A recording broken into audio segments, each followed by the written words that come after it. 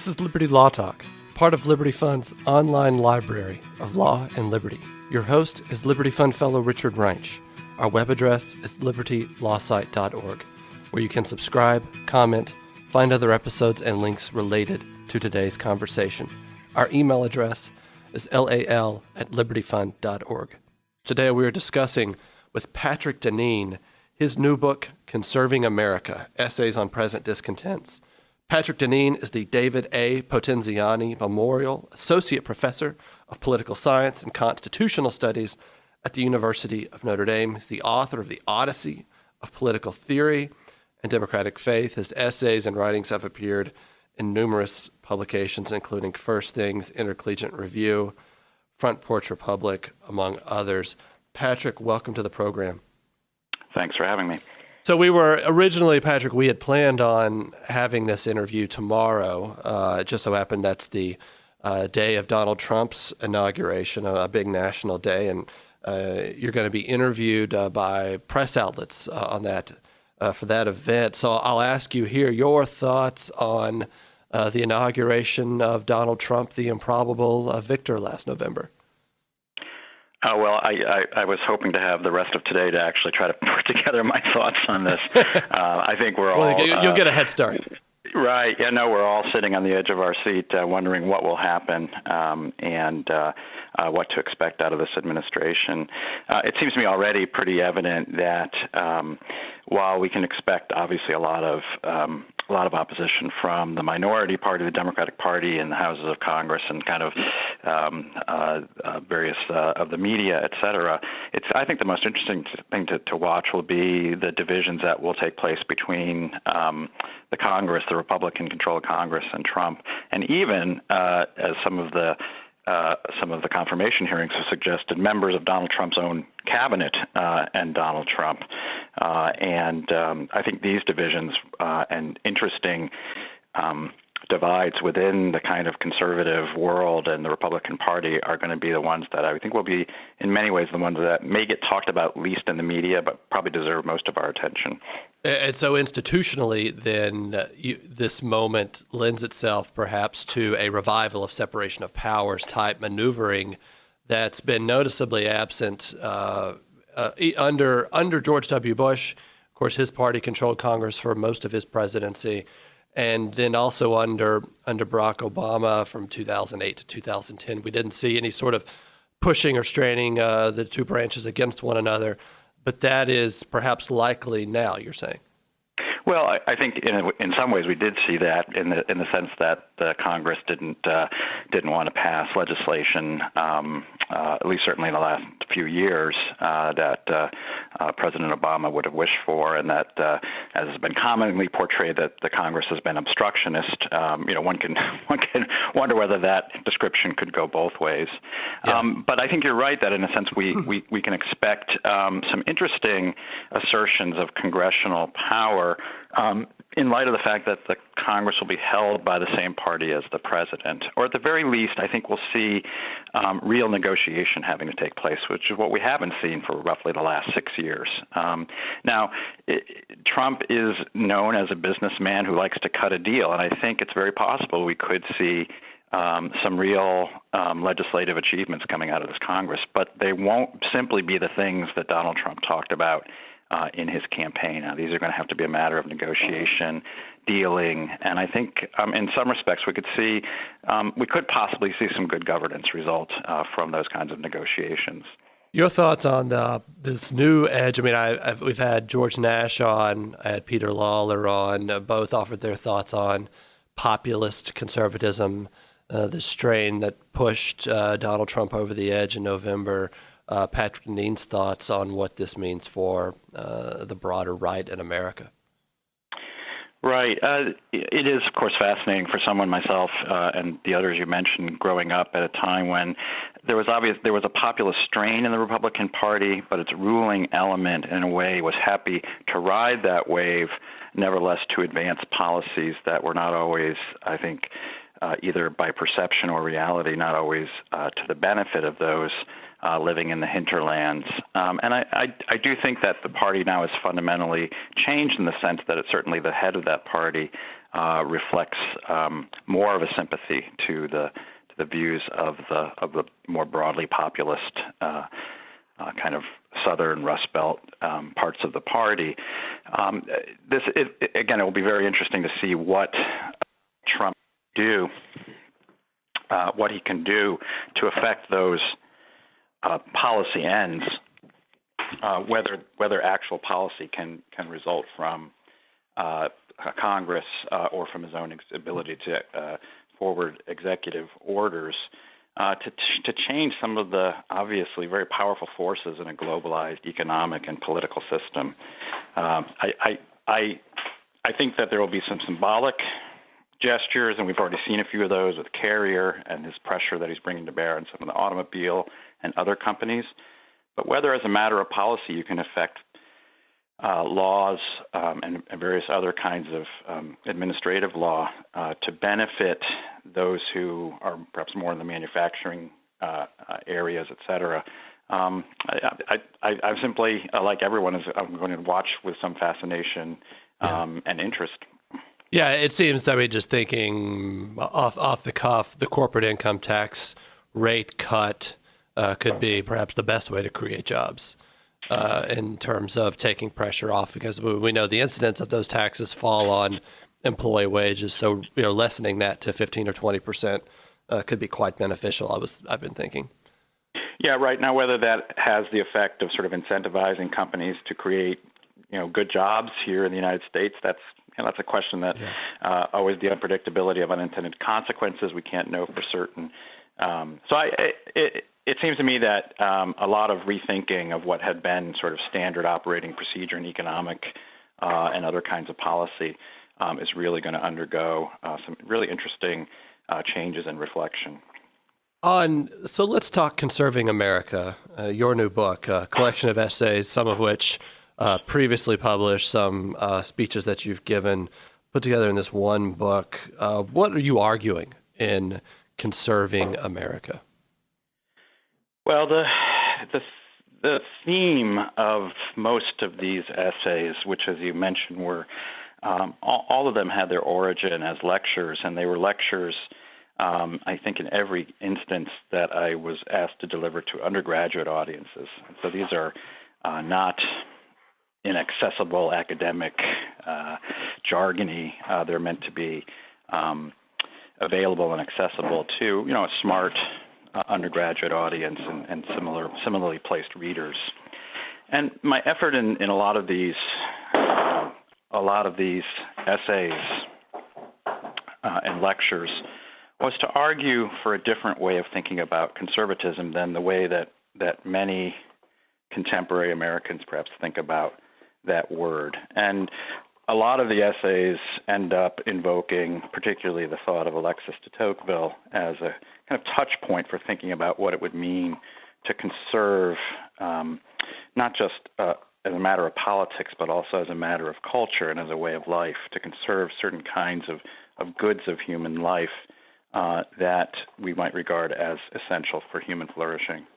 So your book, though, as I'm reading it, particularly the introduction chapter, you make some bold statements, bold observations about our country, about the founding of our country. In this regard, you say, you seem to suggest that we might be ill-founded, that we might have problems pervasive at the inception of our country that are now being played out on a wide scale, producing a country that isn't flourishing. Could you elaborate on that? Because that really caught me off guard. Yes, it is a fairly bold claim that I make, certainly at the outset and also in some of the latter chapters of the book, that in many ways the origins of many of our contemporary crises arise from the realization of philosophical theories that didn't necessarily have to arise or conclude in the ways that they did, but had a certain logic to them. And in this sense, I'm following the arguments of Alexis de Tocqueville, who made similar kinds of arguments and claims about the trajectory of liberal democracy. What he had hoped and what he recommended was that liberal democracy needed to attempt, against probably its own instincts, to avoid becoming fully itself, to avoid realizing its own internal logic, and that if it were to do so, oddly enough, that liberal democracy would in some senses become fully itself, which would at the same time be its opposite, which would cease to be in some senses democracy, as he famously argues. It would become a kind of democratic tyranny. And from the standpoint now of the beginning of the 21st century, I think in many ways Tocqueville's fears have come to be realized, and that suggests that we've been unsuccessful at avoiding and preventing the realization of the logic of some of the basic founding principles of our own country. I think for a long time, conservatives could believe that the founding principles were sound, but that was mainly because our practices were better than our theory, or as Tocqueville himself puts it, that we do more honor to our philosophy than to ourselves, that we have tended to praise our philosophy rather than our practices. And so the argument of the book is to talk about conservatism more as a set of practices in ways that can correct what are otherwise problematic philosophical principles. I want to talk more about Tocqueville with you and also the American founding, but I want to read this sentence from page 11 in your book in the essay, Can America Be Conserved? And then get your comment on it. If there is, you say, quote, if there is to be an America worth conserving, it must be founded again, now explicitly, in departure from the philosophic principles that animated its liberal founding, appropriating those structures and even the language of liberty and rights to build a civilization worthy of preservation. Could you elaborate more on what you mean by that statement? Which really, I underlined it, starred it. It just is I thought it was an incredible statement. Right. Yeah. No, it's probably not popular in certain circles, I imagine. But what I was thinking about more broadly in that claim was that much of what we regard as the admirable language and principles of the American founding use language and use terms and use words that have deep continuities with the classical and Christian tradition. I mean, just think about the word liberty, for example, right? A word that has Latin roots that can be traced all the way back to antiquity, that, of course, has a central place in Christian thought, the idea of Christian liberty. But what I was thinking about and kind of underlying and implicit in that argument is that while that language remained, and for that reason, many people who look at the American founding, the liberal founding of America, can look at the invocation of that language and say, look at the continuity that these terms, that these phrases seem to provide, the continuity between the past, between the ancient classical and Christian tradition and the modern liberal tradition. I view these invocations as really, in some ways, the result of a kind of colonization of a different philosophy that retains the language, that retains in many ways the same kinds of words and phrases, but which changes their fundamental meaning, which even retains many of the structures and institutions. Many of the structures of the American constitutional system and order have roots in the medieval tradition, right, or developed out of medieval jurisprudence. But in many ways, they're changed in terms of their definition and understanding. So when I talk about a new founding, in a sense, it sounds radical. And in many senses, it is radical. But in another way, it's not. It's simply in a way to decolonize and recolonize those very words, phrases, and institutions with a different understanding of those words, of those institutions, that in many ways are animated by a philosophical tradition that predates our own founding. So the colonizer is liberalism. That is able to reach back, say, to the medieval constitutional English tradition that's a part of ours in many ways, that's able to take certain Christian understandings of the human person, combine that with the social contract. And you're saying over time, are you saying we are ill-founded, or that over time we have several foundings, but that one part of one founding, namely, I think you argue this in the book, a Lockean social contract theory has become the predominant way we think about our Constitution. Well, yeah, right. I mean, and of course, when we talk about get down to the level of different of the founders and different thinking of the founders, we can find various ways of understanding this. But in some ways, the most radical and revolutionary way of thinking about these concepts, I think you could say, have become the defining or the operating system of the American political experiment. And in this sense, I hear, and I talk about this a number of times in the book, I probably differ from many of the people who you might typically be talking to who would self-identify as conservative, in that I see the progressive tradition, what we might think of as a different founding, or what some might consider to be a different founding. I consider the progressive tradition to be more continuous of, and in many ways deriving from, some of the deepest philosophical underpinnings of the American founding. And particularly the way in which the emphasis upon the central role of government, in many ways advancing the liberty of individuals and advancing the capacity of individuals to act and actuate what their particular ends and desires are as a matter of definition of what the purpose and role of government is. That there's a kind of continuation between the founding and the progressive era.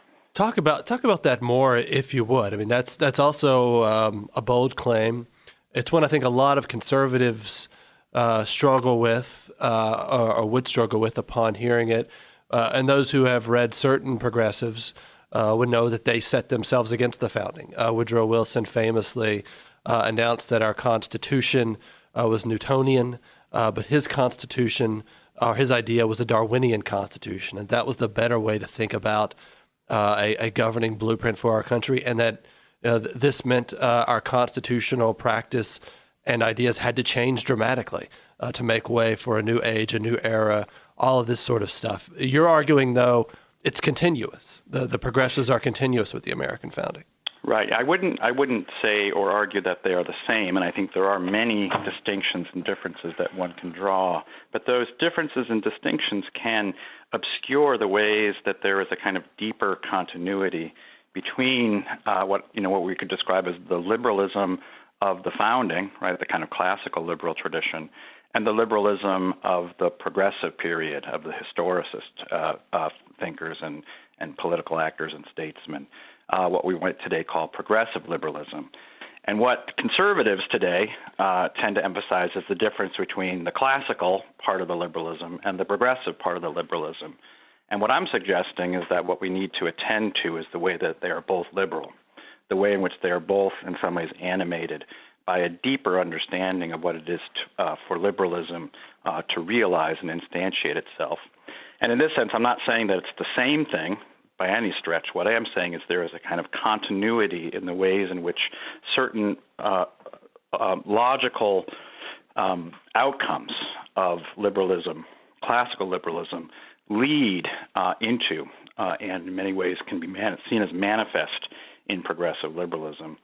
And the essay in the book that I would point to in particular in that regard is the one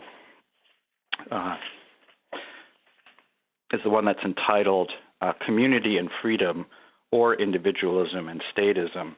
And there I rely extensively on the thought of Robert Nisbet in his book, The Quest for Community, to talk about the ways in which a philosophy that begins with a stress upon individual rights and individual liberty becomes and contributes to the development of a philosophy that comes to stress the role of the state in securing the ends of the individual.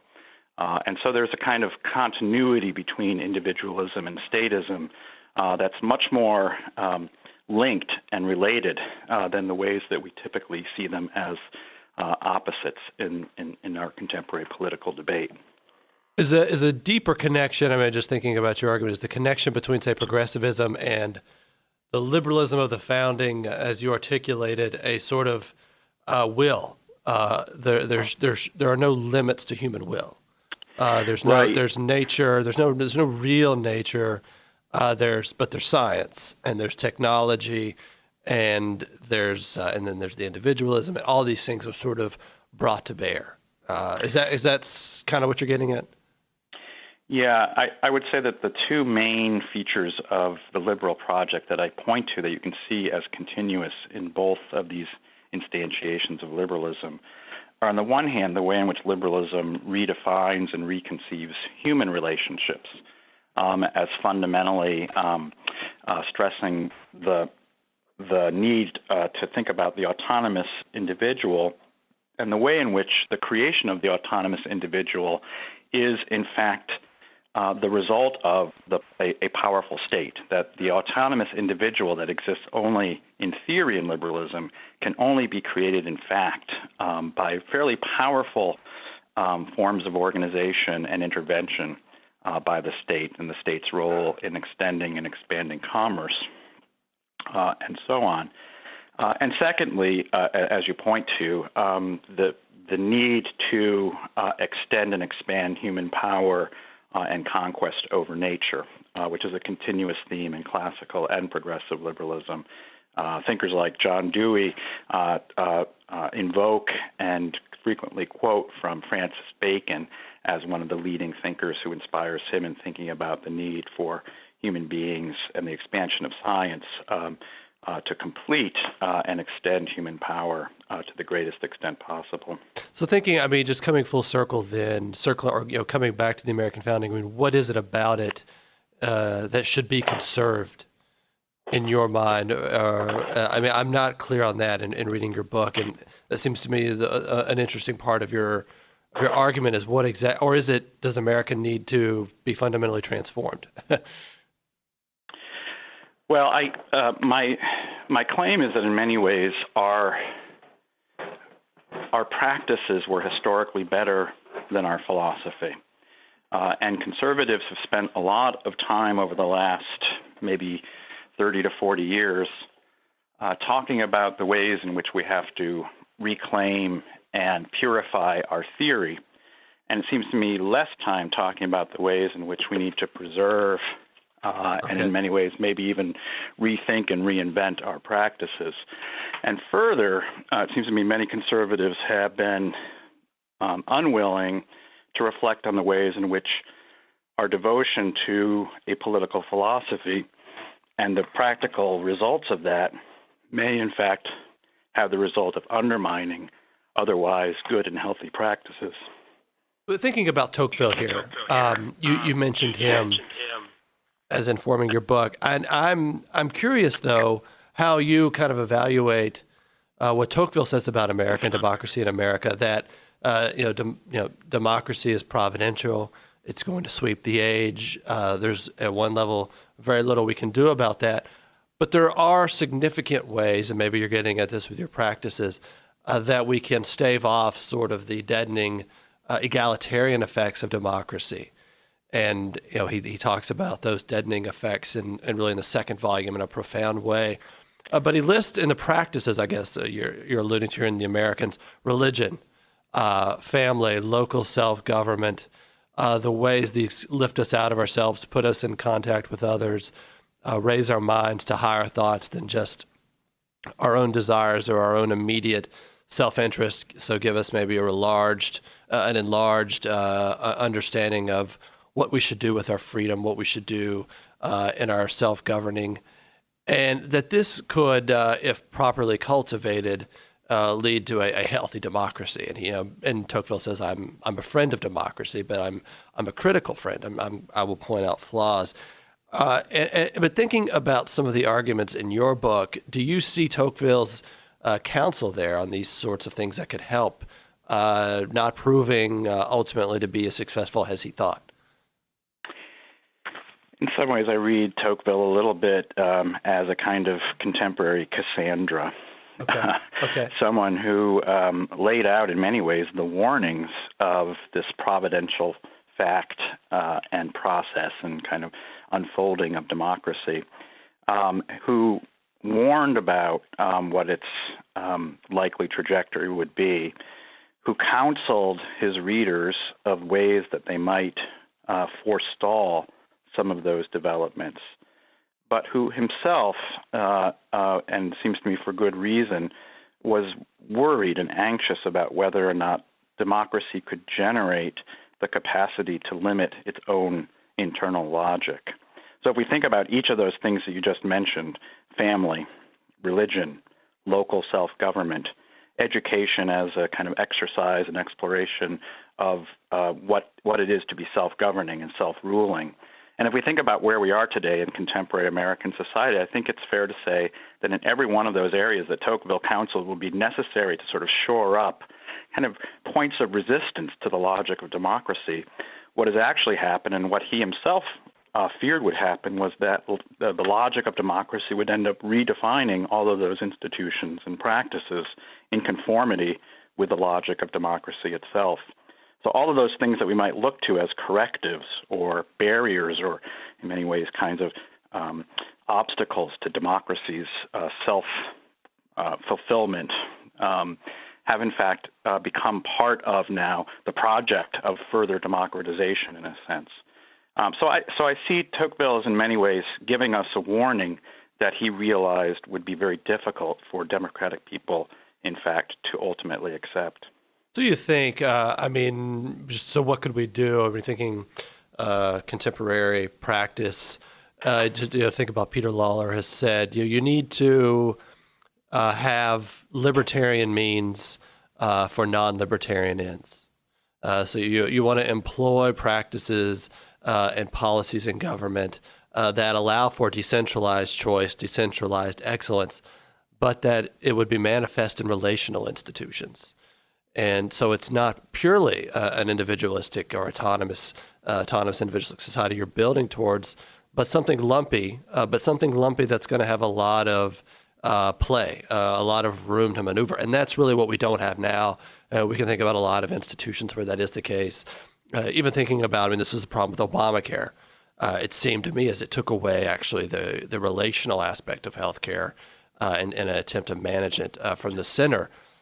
Do you see, these are sort of ways one could reinvigorate, or are you after something much bigger in your writings here about the future of American government? In some ways, I think I'm after something on the one hand bigger, and I sort of just talked about that, what it would mean in a sense to recolonize or to differently colonize these concepts. And that's a multi-generational project. That's not something that's going to happen simply, okay, let's think about these words differently and everything will be solved. That might be a 500-year project. Is this something like Rod Dreher, as you know, he writes about the Benedict option a lot. Is this something you see fitting into what you're arguing? Well, in fact, that's a piece of the it. Big project. The big project would be thinking about what it would take to basically have a really fundamentally way of thinking about human relations and human society than what we've developed over the last 500 years since the advent of liberalism. But the smaller project, then the doable project, is very much along the lines of what you're suggesting Peter has been arguing with sort of libertarian means to non-libertarian ends, or Rod Dreher has been talking about with the Benedict option. In 1953, when Nisbet wrote his book Quest for Community, he called for something that he said laissez-faire of groups. There should be not simply think about laissez-faire of individuals, but the capacity of groups to sort of form and envision and live their way of life in ways that could be largely free from sanction and interruption.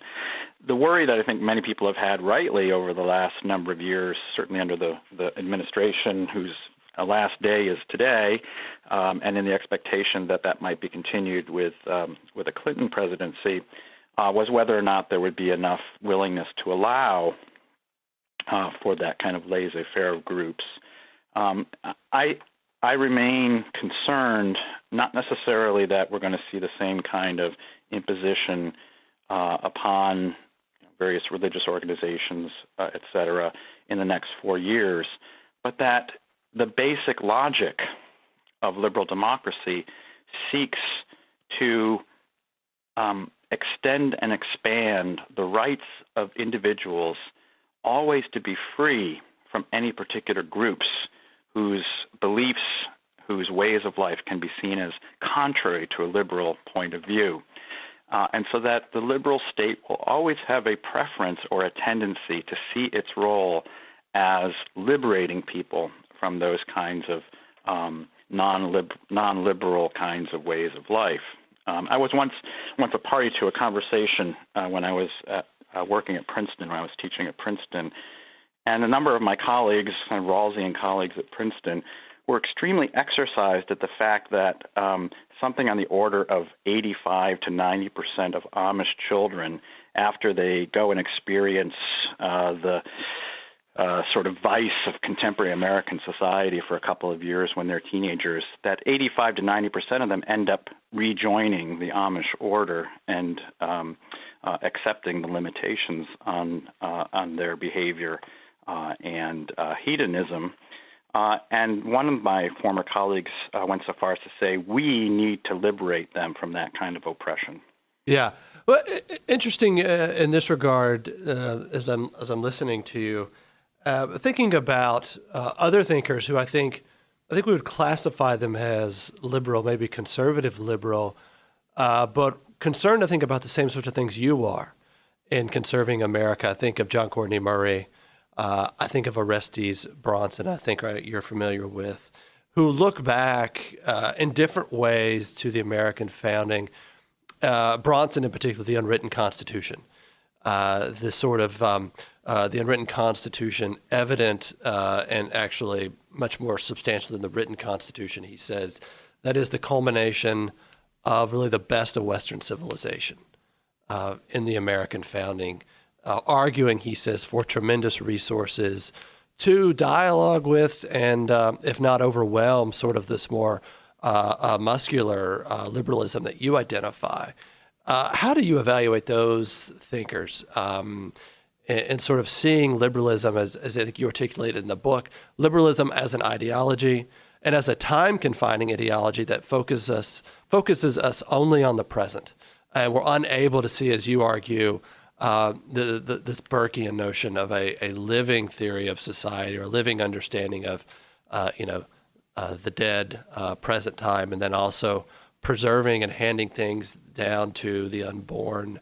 I guess I'm curious how you would evaluate their sort of way of thinking about the American tradition. Yeah, the project, the book that I hope to work on once I finish a manuscript I'm currently working on, which is an even more sort of explicit indictment of liberalism. It's a book that's entitled Why Liberalism Failed, which I hope to have out in the next few months. The project that I want to work on after this is tentatively entitled Another America. And it really, what I want to do in this book is, as you put it, is there anything worth conserving? And what I want to suggest is that there is a tradition of thinking, there is an intellectual tradition that exists in America. It's a kind of alternative tradition to the dominant liberal tradition, whether it's classical liberal or progressive liberal, and it has a different pantheon of heroes than we would usually think about. So instead of the Federalist, I tend to favor the Anti-Federalist. And instead of Emerson and Whitman and Thoreau, I tend to favor Orestes Brownson. And instead of figures like in the latter part of the 19th century who were advancing the modern nationalist project, I tend to prefer Henry Adams, that nonpareil of American political thought.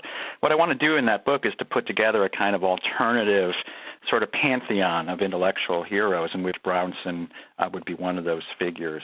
And to suggest that there is a kind of tradition, an intellectual and political tradition in America that's worthy of our consideration, and that draws on ways of thinking that are natively American, that are inherently a part of our tradition, but tend not to be regarded as in the forefront or its main figures. And I think they need a promotion. I think they need to be considered as centrally a part of our American pantheon as many of the other figures who we would more readily recognize as the central intellectual tradition of America. Do you think in the book, progressivism, liberalism, and nostalgia, returning back to, and you break it up, progressivism is focused on the future, even sacrificing individuals to a future that is believed to be much better than the present. Barack Obama makes these sorts of evocations all the time, suggests that there's no way, once one stage has been reached, one could go backwards. That seems to factor into progressive constitutional thinking, whereby the milestones are things like Social Security or Medicare, or various enlargements of the state, which can never be reversed because that would be to go back in time, and we can't do that. It's impossible. And then also liberalism, presentism of liberalism, you argue, and then nostalgia. Nostalgia is another feature. So, but I guess what I wanted to ask you, though, is liberalism, you would argue, is an ideology, I think, an abstracted form of thinking about the human situation, political, social order. Liberalism, though, one could situate it, though, within a Western thought, as bringing out maybe the in its best form, the confluence of factors that have shaped the Western tradition. And it's actually the idea that the individual can exist higher than government and is a whole and can't be shaped either by government or by nature, but is able in a certain sense, is free. But that, of course, there's subject to, then there's all sorts of problems that could emerge. But isn't that the redeeming feature and the promise of liberalism? That's certainly been what we have been taught and raised to believe. I think there's good reason. Well, what's true? I guess that's the question. What's true about liberalism? Is it, or is it just, or it's just all bad? In a way, everything that you described is, to my mind, consonant with the classical and Christian understanding of what liberty is. Right? That liberty is, and certainly the Christian ideal of liberty. That liberty is about ultimately. There are spheres, right, that the human soul is free from, including political spheres, that kind of the majority, the rule, dominion of the earthly powers can't touch. And liberalism is very much born out of that understanding and that tradition. So in a sense, liberalism doesn't invent that. What I think is unique, the unique contribution of liberalism in many ways, is it posits a view of human nature. And this is why I think it's fundamentally an ideological philosophy or political philosophy.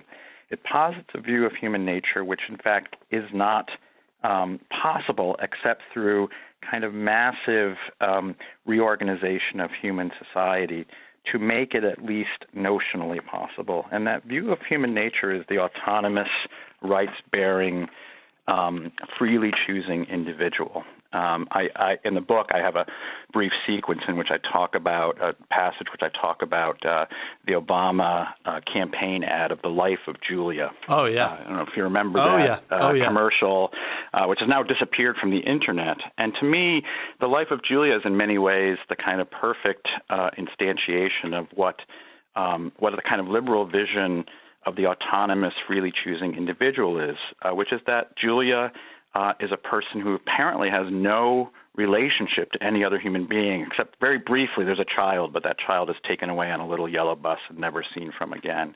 But that there's every part of Julia's life, right, has been her autonomy is largely a creation of and creature of a government that provides explicitly for that. And that to me is kind of almost the ideological outcome of, or the ideological realization of liberalism, which is the autonomy, the freely choosing individual that's posited as a notional creature in the state of nature can only be realized through massive kind of machination and largely contrived structures of state and law and recreation of the economic sphere as well as the cultural sphere in order to create that human type that can only exist as a result of that kind of creation. Okay. I understand your question is to ask me what's noble and worthy of defending of liberalism. And I would say that liberalism, in many ways, its appeal is an appeal that is in some senses eternal. It's the appeal of being freed from tyranny, right? It's the appeal with which the Republic of Plato begins. Right? What is it that makes it possible to be freed of tyranny?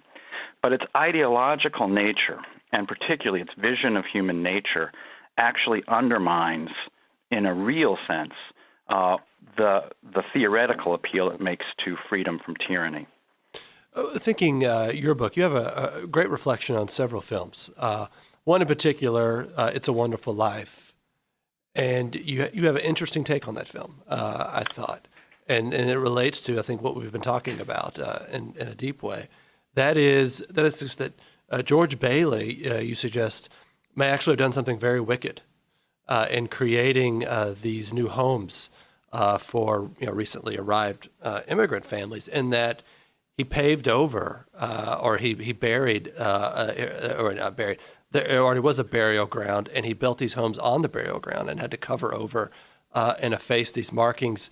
And I took it you're suggesting this might be what Americans do as a whole to their past, and that they're either ignoring it, covering it over, or so constantly enthralled in what they're doing in the present that they forget their heritage. Something, and maybe you'll think these are weak counterpoints. I was wondering, Americans are in love with genealogy. I mean, there's an entire industry of Americans trying to find who their forefathers were. You think about these commercials you see all the time, Ancestry.com. But I was also thinking about our love for history, in particular, learning more about the founding fathers, in particular George Washington, the father himself. Is it the case that Americans are constantly consumed by the present and willing to ignore their past in any ways that it might shape or inform what they're doing?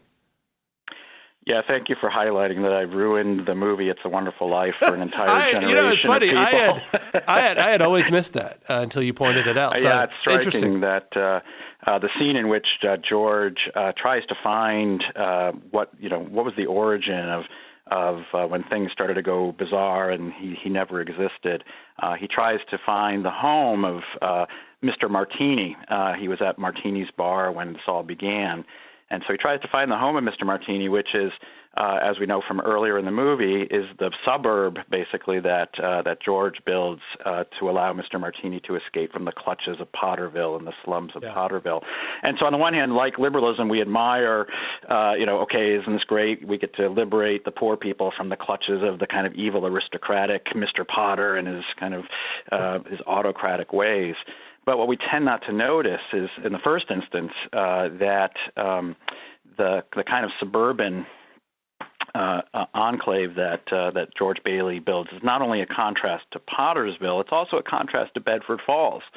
It's a contrast to a town in which there's a lot of neighborliness and there's a lot of almost generational knowledge of people and their past, and a kind of expectation that people will continue to live there into the future and future generations. But what we also don't notice is that when George tries to find Mr. Martini's house, when he's in this alternative world in which he never existed, he ends up in the cemetery, and he says, "This is where it should be." And it's sort of a striking moment in which we're led to conclude that Bailey builds the houses on top of the cemetery. I see it as the prequel to the Amityville Horror movie.